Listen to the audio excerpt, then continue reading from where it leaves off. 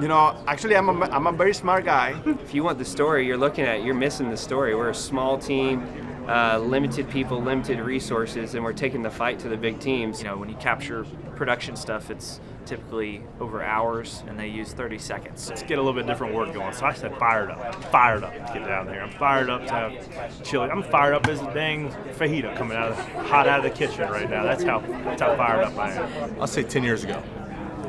And you're like, what does that mean? You'll find out. Yeah, it's great. So happy I have my job back again. Just jittery, like, man, don't want to screw up the first lap of the Daytona 500. That's the right By far, answer, right? yeah. Especially on Valentine's Day. Yes. Getting engaged was, it was great. So we went to, she didn't know, and we went to have dinner with some friends, and then she was drinking a little bit of wine, and then I told her. So she was a little tipsy when I told her, so she took it good. You know, the off season's great at first. You know, you've just got off a long grind of a year. You get to spend time at home with friends and family. And then about week 3, that bug starts itching again, and you want to get back racing. It's bittersweet. It's stress mixed with that excitement and anticipation. I remember, you know, my first 500, it was chaotic. It was packed. Cameras are all on you. You know, massive storylines. Now, It was amazing. We've been together for a long time, and it's nice to finally do that. People ask me, like, oh, you won the championship, decided to get engaged. I was like, well, listen, I planned this for like 6 months. That one's gonna get me in trouble, I feel like. The championship was just a bonus on the engagement. So no, it was great, and it's been a fun process so far. I'm learning quickly how much work goes into planning a wedding, and getting a crash course in that. So it's been fun, but we've been embracing it together. So it's been fun so far. On top of that, now you got a Daytona 500 on top of the wedding planning. So how are you balancing all of that? Trying to balance it out. Yeah, it's no, it's great to be back down here. You know, I enjoy the off season, you know, and some downtime until kind of January 1st comes, and then I get ready to go. Right, kind of New Year, and just get ready for the season to get kicked off. And I'm like I like to say I'm a kind of a whim guy. Like, well, I'll do anything on a whim. I don't really have any schedules, but I like a schedule. You know, I like getting into the season and having your process and your routine. And I just grew up doing that. I've just been done it my whole life, so comfortable there. So it's nice to be back down here and have a shot at this one. Obviously, this is a special one. Everyone knows that, and see if we can make it happen. So a new model for the Fords this year as well. What are you kind of looking forward to, and maybe testing in the duels to try to figure this all out? Yeah. And we have a new Dark Horse Mustang, and I mean, we'll see. I mean, we got to test it at Phoenix in December, but that's a completely different deal, right? So, and tonight for qualifying, right? You won't know, right? I mean, yeah, raw speed, single car, you'll kind of see where you stack up, but that stuff means nothing, you know, for what you need in the race. So the duels tomorrow night is really your big chance to figure out, all right, where do you stack up? What do we need to work on for Sunday? Friday, Saturday practice, you're not going to get big packs out there like that. So the duels tomorrow night are super important to figure out, okay, where do we need to be at come Sunday? And so that'll be really, really interesting to figure out where this new body is like. How does it push? How does it take a push? Those are all the little things that you don't know until you get on the track and you actually are doing it in your racecraft. So we'll find out. I have a better answer for you tomorrow night.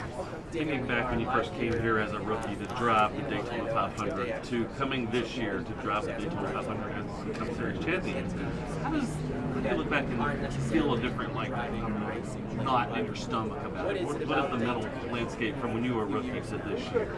Yeah, someone just informed me that this is my 10th Daytona 500, which is making me feel very, very old. But it's hard to believe. You know, I remember coming here as, you know, driving for the Wood Brothers, running a partial schedule that year in 15, and just being on a different side of it, right? Because I grew up coming here watching my dad race, but now I actually got to be a part of the race, and just a huge appreciation for it and trying to take it all in, you know. And I feel like you spend the first 2 or 3 years taking all of this in of the 500 and the race itself, and then once you kind of have done it 9 times, like you look at it a little bit different way. So yeah, it's hard to believe it's been 10 years ago since I first made my initial 500 start, but 0 for 9 so far. Hopefully we can be 1 for 10. That'd be nice. I was going to say, you've been so close. You've always been up front at some point in the race, and you've had some sort of bad luck here or there. But you look at the trophy and go, one of these days, how do you envision that feeling? Joey said he doesn't like to be asked what would it mean to win the 500. But Yeah, I mean, obviously it means a lot, right? I mean, this is what you run it for. And yeah, I've been close a couple times. Run second here twice. Had 2 or 3 other really good shots at winning the race, and just didn't work out for us. And you know, whether that's decision making that you look back on, and you study all that stuff, right? You study all the ones you lose. They stink to look back on, and it stinks to be so close. But you try to use that to your advantage. Of, hey, if we are in this similar spot, you know, than what we have been before, and we've run second or we've lost it, what decision did I make that cost us that, right? And how can we change it up? And you just hope you're in the same spot again to where you can learn from that stuff. So that's really the only thing I look at. All right, just try to be running at the end of the race. Try to be, you know, in the first few rows to where you can really make moves, and then try to put yourself in spots that you can really highlight your chances. Ryan, I have to ask, when is a decision to shave the beard? Oh, that's every year. That's every year. Since I could grow a decent beard, you know, a handful of years ago, I've done the playoff beard. Had it in the winter a good bit, and then to shave it off for the new season. So, yeah, just do it every year. RP likes me, you know, clean face, but then he gives me a little bit of leeway in the playoffs, which I appreciate. Can't believe I get away with it, but it was a good luck beard last year. So, but yeah, it'll come back in the playoffs. He's been successful in the playoffs. What is it about the team that allows you to turn it on when it matters most? Yeah, I mean, we're always working to be great, right? You want to be, if we had it our way, right, you want to run how we ran the playoffs all year, right? But it just doesn't work like that. You know, you find things throughout the year that help you. Other teams find things that are better than you, and you have to figure out, okay, how do we get better again, right? It's a super hard sport, right? Little things mean so much, and it's hard to find those little things, especially nowadays. So we just set a goal for ourselves, and we worked on stuff in the summer that didn't work, but that honestly benefited us for the playoffs because we knew what not to do, and we knew the wrong path to go down. So let's go down another path, and that path was, you know, the yellow brick road, and it led us to a championship. So just constant work and effort, you know, that goes into it that gets you to be where you need to be speed-wise. Then you have to go execute. That takes a lot of preparation for everybody to execute these good races. So just peaking at the right time is great. It's hard to do. I wish I could text you a schedule of like, we're going to peak at this time in the playoffs every year. It just happened to be that way last year, and you know, it's nice to be a part of that. You know, when you can go on a run like that, it just is a culmination of a lot of hard work by a lot of great men and women. And like I said, hopefully we can do it again this year. Ryan, how would you kind of explain the Daytona 500 to someone who's never been to Yeah, it's sort of first time. First time. You're in for a treat, man. It's I don't think, like, you have no idea what Sunday is going to be like. Like, you know, you see there's no one here today, right? Like, there's not a lot going on. It's kind of empty. Sunday, this place can be packed. I mean, wall to wall, fans everywhere, infield, grandstands. It's going to be ridiculous. Just the atmosphere. Is it your first race in general? Yeah. Okay, picked a good one to come through for the first time. Yeah, there's no other feeling like pre-race, an hour before the race, all the people that are on the racetrack, in the infield. When the national anthem starts and we get the flyover, it's a whole other feeling. And then the initial time will pass, you know, up to speed and full song, and every fan in the stands, hundreds of thousands of people cheering. It's a whole different aspect. I wish I felt it as a kid when I was watching Dad run. I haven't felt it in 10 years because I'm in the car, but it's a whole other feeling. So it's Super Bowl on steroids. It's hard to believe. Cool. Thanks, guys. You know, obviously we're used to some repetitiveness, right? Because we're answering a lot of questions, different outlets throughout the country, throughout the world. But being known as a Daytona 500 champion, that's not something that'll ever get old. You know, I think it's a very exclusive club. And I don't mean club, but it's a very high accomplishment, and it's something that we all of us, everybody here, is got high on their priority list, and so it never gets old. Yeah, it's special. It means a lot to myself and my family and the team, and so yeah, it's a week where we take it all in and enjoy it. You look at the last 3 winners, including yourself, you're a couple first-time winners. Yeah. You're one of the smaller teams. Has there been something about these past 3 races that have produced those, I don't know if you call them upsets, but... Well, so I think the only outlier, and I want to say it carefully because I don't want it to come out wrong, the only outlier in those 3 years I think is probably Austin Cindric.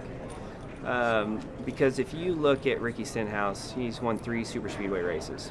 To me, it's not a shock to see Ricky Stenhouse win a super speedway race and it be the Daytona 500. He's won the 4th of July race here. He's won Talladega twice, right? So I think he's a very accomplished restrictor plate racer or super speedway racer. You look at JTG, very similar to Front Row in the aspect of like putting the emphasis on super speedways, you know, from Bobby Labonte days of coming down here and trying to win the race. They've always had a really good super speedway program. So it's a long-winded question or answer to your question. So that's not a surprise. To me, we weren't a surprise. I understand why it feels like that. And the reason it does is because the magnitude of the race. It's my first win. I haven't won a lot. I get it. But statistically, I probably have more top 10s in Daytona 500 than most of the field, right? Other than maybe Denny Hamlin and Joey Logano. So to me, it wasn't shocking because we had been building towards it.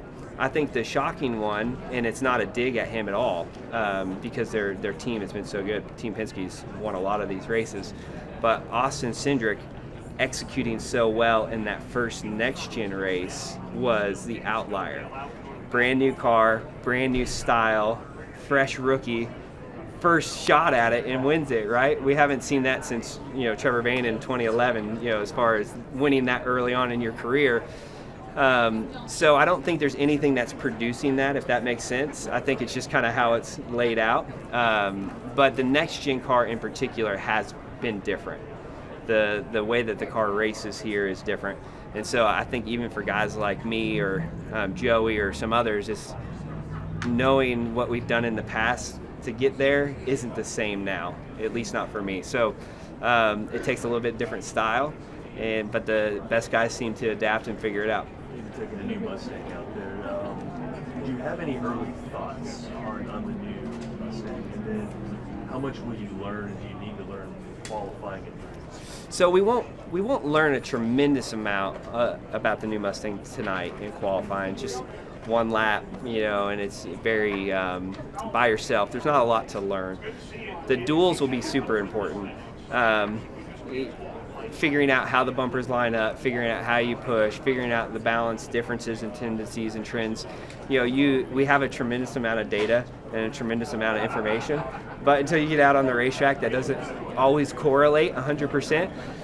So for me, you know, you want the best starting position you can get in the Daytona 500, but I think situationally I will be moving around and trying things to see what my new Mustang drives like. And then that'll give us the opportunity in those practices after the duels to maybe try different things. I don't see it being a huge difference, but you never know. You know, it doesn't take much here to change the balance. So the biggest thing is taking a push and being able to push. I don't think we affected that area, but we won't know until we get locked on somebody on Thursday night and see what happens. In the Netflix show, certainly you were part of it as far as being in the playoffs, but maybe not as prominent as a lot of people. I don't remember, did they do interviews with you or anything like that? Did you have some bit parts in it? No, I wasn't cool enough for the Netflix documentary. How much access, though, in your situation would you be willing to give if you made a deep run? 100%. They could have watched me go to the bathroom if they wanted to. They didn't ask. Is that disappointing? Super disappointing. Yeah, I think. The road race, you got in, you had a lot of top 5s and top 10s. Yeah. I mean, I sat down with them and said, look, if you want the story you're missing the story. We're a small team, limited people, limited resources, and we're taking the fight to the big teams, and we don't have anything to hide. You can come hang out, whatever you want to do. So on the flip side, I think they did a great job. I think it turned out well. I enjoyed it, and I'd have liked to have been a part of it because I think that there's great storylines inside of our team and inside of our history.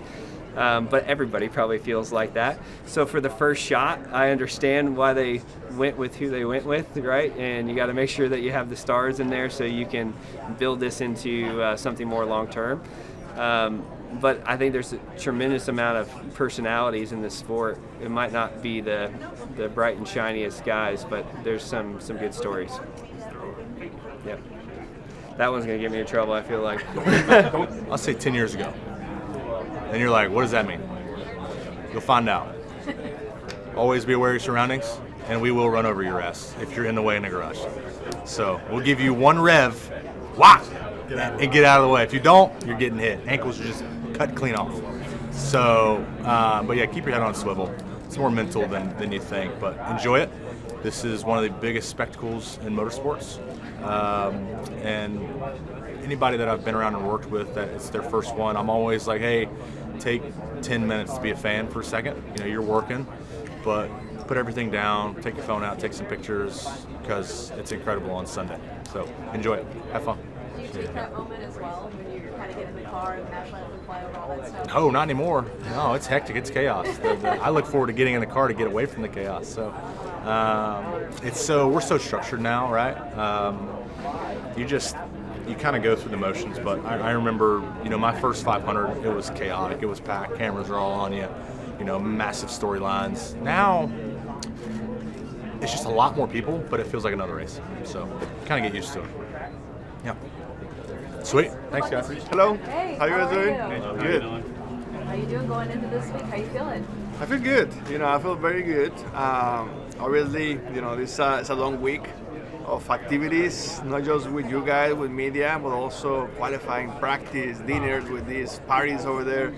So it's a long week, and it's very exciting. You know, it's very exciting to be here. The first official race of the season. Every team did their work in the off season to prepare as good as possible, and we certainly did. You know, we knew that last year wasn't our best performance. We were a little bit too inconsistent, but we had the speed, but too inconsistent. So we went to work, and honestly, I felt like that we could have done more in the off season, and hopefully that shows on the weekends. I was going to ask about maybe pressure that you feel to step up and take your team to the next level. And the pressure is always here. You know, if you can handle pressure, you're in the wrong business. There is always pressure, because not just pressure from my own self, but from teams, from the sponsors. You know, you want to perform. You know, you are not here to finish 10th, 15th.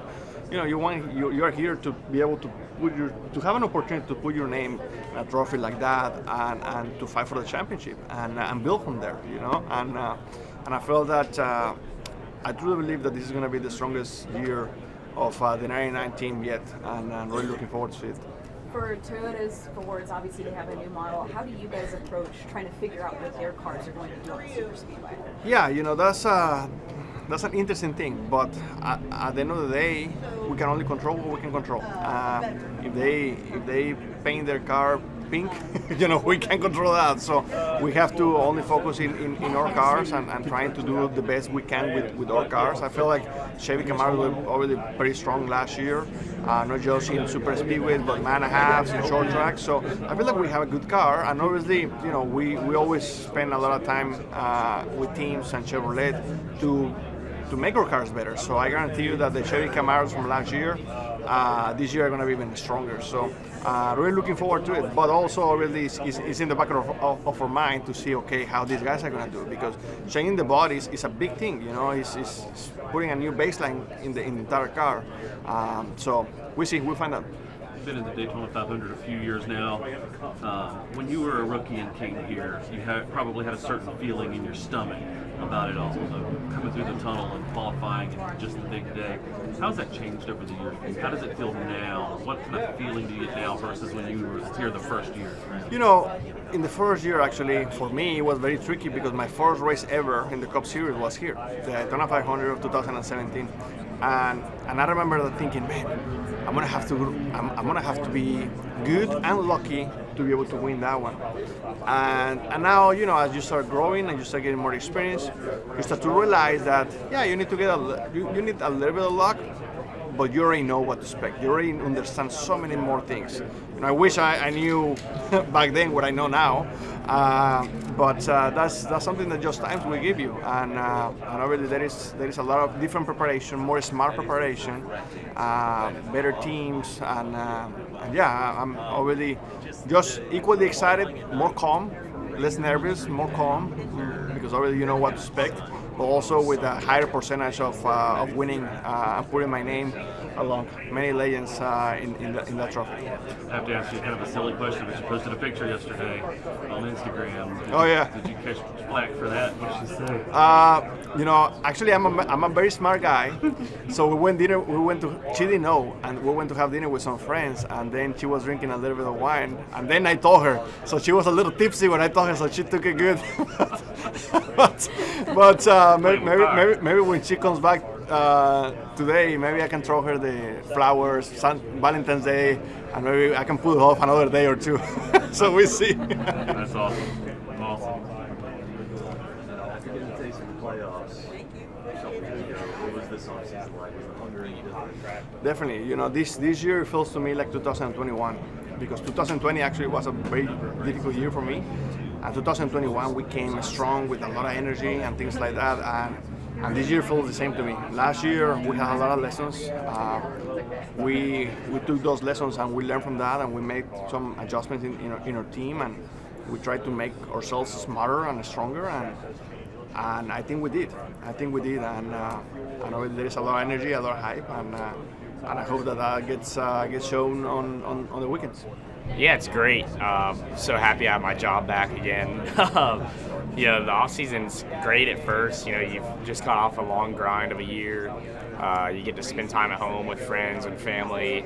And then about week 3, that bug starts itching again, and you want to get back racing. And you know, it's hard to stay away for long. So yeah, I'm always super excited to get into Daytona and get going again, and just feel super excited to be here. That's for sure. Yeah. Do you feel pressure this year? Yeah, definitely. I mean, you know, it's the 3rd year, and this is a performance-based series, and that's what I want it to be. And if I want it to be performance-based, I have to perform. So we're going to go perform this year, and there's some freeness in that feeling of we just got to go make it happen, and we've got the group we've got, and it's going to be good. So I'm really excited to get going this year and try and build on what we built on for the last 10 races. We had a team swap, and you know, I feel really you know, strong about the group we've got, and I think we can go make some great stuff happen. So excited to build on that and get going. Or did you feel like you were lacking, and what did you see start to happen at the end of last year? What did you hope? Yeah, I think you know, for me, a lot of things.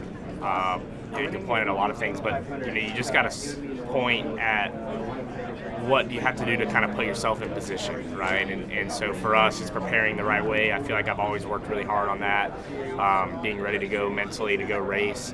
But one thing I'm trying to do better this year is be a better leader and kind of take over some conversations and inject my voice more. As a guy that now I have 2 years under my belt, and I feel like I have the answer to most of the questions without having to study. I feel like my first 2 years I had to look at my iPad and look at my notes and understand, okay, this is why. Now I feel like I have them there. I just have to kind of rely on them. So yeah, I feel really good about that, and have conviction in our group that they're going to bring me fast race cars, and I can kind of lead them down the path to do that, and I think it's going to be great. When you think about the couple of years you've come through the tunnel to come to racing the Daytona 500, how has it changed in your mind from coming through as a rookie knowing you're going to race Daytona 500 to now? How did you change the way you look at all of this? And you probably came here a lot when you were a kid. Yeah, definitely came here a lot as a kid and watched my dad race it a lot. And you know, I don't know that it ever changes too much. It's still the Daytona 500, and that's as high of stakes as you can make it. And you know that you know, it's hard to even finish this race, much less win it. So you know, the stakes are really high here. It's the first race of the year. There's always excitement in that as well. So I'm always really excited to get down here and get going for the 500, and it's a great opportunity for everyone that's walking around here and has a chance that they can win. So I'm excited for that. You ever look over there at the trophy and think about what it would be? Yes and no. I think I try and really stay focused on the process that you need to do to get there, and you can daydream about winning all you want, but you have to understand how you're going to do it first. So you know, I think I try and understand, yes, that's the goal, and that's an amazing goal to have and something that would change your life forever, change anyone in here's life forever. So, you know, having that alone is a good enough goal to go out, and then it's very motivating to go put the work in to prepare to be ready to go for this race. Do you have any thoughts on the Mustang, or is that something you're going to kind of learn during qualifying? Yeah, honestly, yeah, I'll learn a lot during qualifying about how we are on just raw speed and things like that. I think it'll handle great. All the numbers I've seen are really exciting. I think I'm really excited to get some intermediates with it and see where we are, and definitely excited to see how tonight goes for qualifying and see where we all stack up. I think the biggest thing is when you walk into a room or you have an engagement, you know, when they announce your name, it always ties to Daytona 500 champion. So that always gets said wherever you go, and that's pretty cool. Aside from coming here growing up with your dad, your granddad, and the 3 team growing up, when you came here the first year as a rookie for the Daytona 500 versus this year, coming through that tunnel, knowing what you're coming to do, to qualify tonight and to race Sunday, how does your mindset change? How does it feel in your stomach different? Oh, I just feel comfortable. You know, I think then it was just jittery, like, man, don't want to screw up the first lap of the Daytona 500. We ended up sitting on the pole, and the media was crazy that went along with that. I think we had to fly out and do media in New York that year. And so, yeah, I mean, it was an exciting day. That first time around here in the Daytona 500 with the 3 car. I ran the year before in the 33, and it was still special then. So, you know, I love the Daytona 500 and everything that goes along with it. And tonight, I'll soak it in and soak in every day we have. There's a stat that's going around when you won the Daytona 500 was on February 18th when Kevin Harvick won it. Whatever year that was off the top of my head, or was it in February the 18th? What is it about that date? Can you hope again this year that you and Kyle can pull it off? Must be a good date for RCR. So maybe it's our time. 3 can go back to victory lane, or the 8. Either way, we'd love to see RCR take it home. When you look at the past 3 years, the winners, underdog might be an appropriate term. Yeah. No disrespect to them. Has there been something different about the past 3 races? The 500s? Yeah.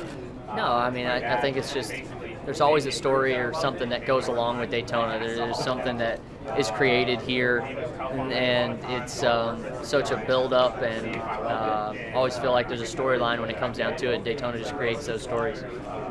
With qualifying, I know you generally focus on yourself and your own team, but will you be keeping an eye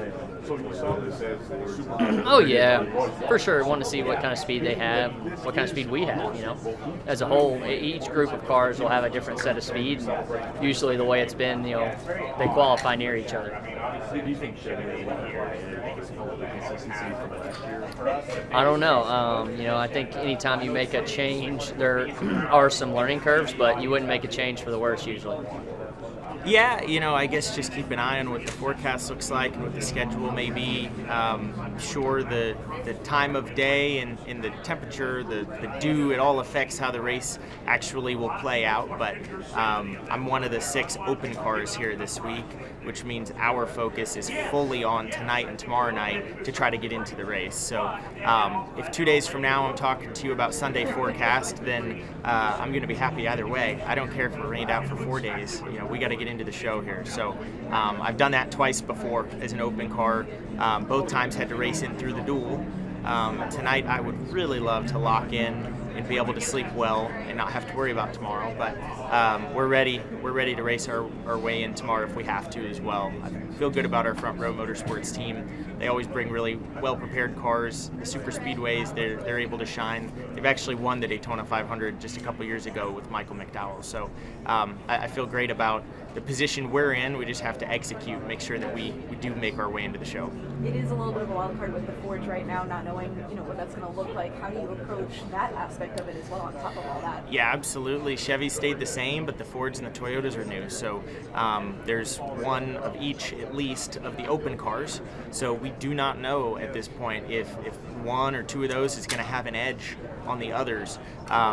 Jimmy Johnson in the 84 car is a Toyota, we're a Ford, David Reagan's a Ford, and then the others I think are Chevys. So we just don't know at this point, but we're crossing our fingers, hoping that the Ford body works out really well and outperforms the others here for single car qualifying.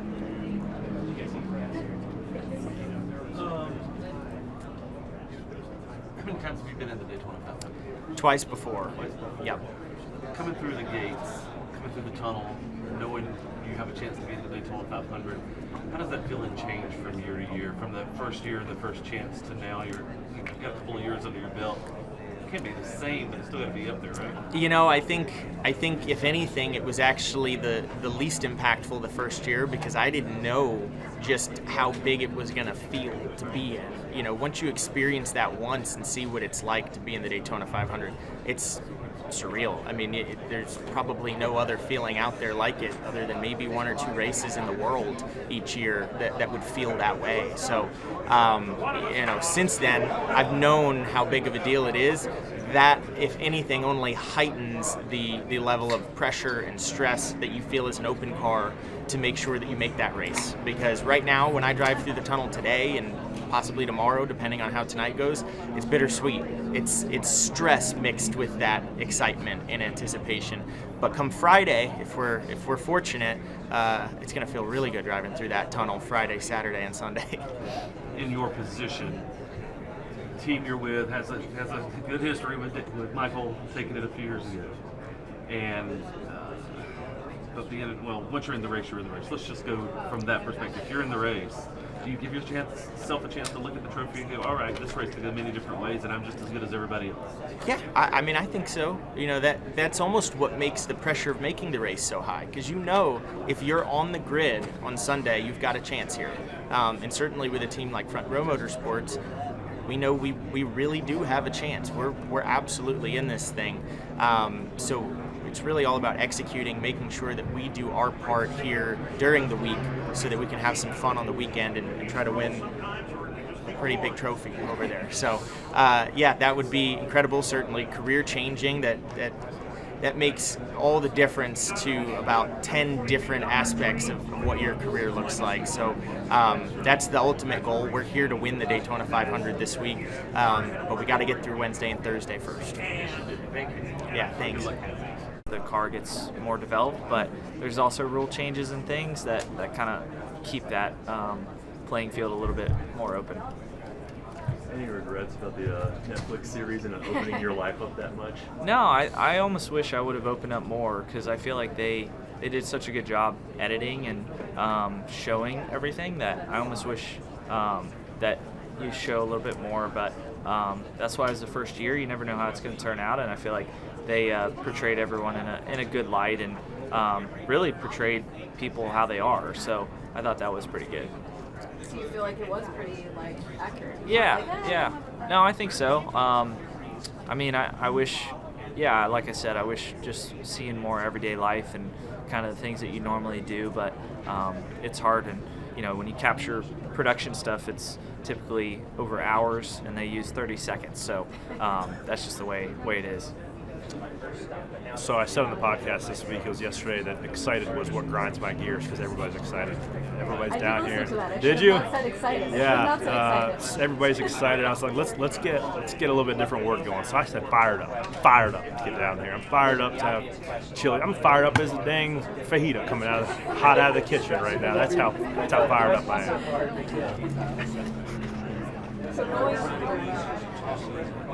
Corey, I know you take being from North Carolina very seriously, being one of these few guys in the Cup Series from North Carolina when the sport started. How much does that mean? Yeah, I love, man, because back in the day it was, you know, you'd see out of 30 guys, 35 guys, there'd be 10 from North Carolina. Now there's 2. I think Daniel Hemrick and I and William Byron are the only guys from North Carolina.